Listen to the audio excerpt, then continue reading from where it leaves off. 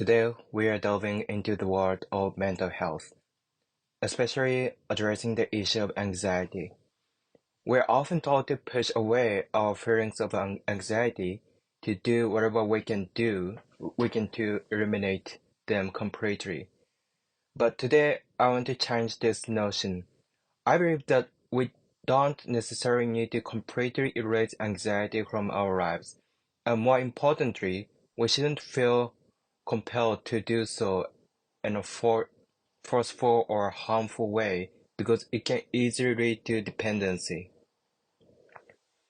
Consider this common cycle. You feel anxious, you consume alcohol, your anxiety rises momentarily, and then you feel anxious again, leading you to consume more alcohol. This loop can be all too easy to fall into, and it's detrimental for our overall well-being.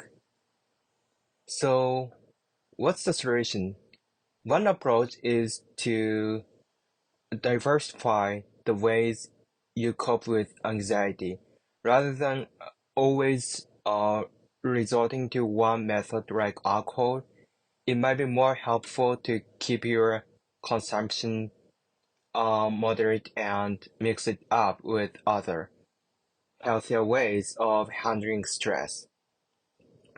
For instance, exercising can be an excellent method for managing anxiety. It's a natural mood booster and a great way to take your mind off stress. Talking with friends and indulging in hobbies can also be extremely therapeutic. By distributing your coping mechanism across various activities, you can more easily avoid the risk of dependency. Now, this doesn't mean that you'll be able to completely get rid of anxiety, and that's okay.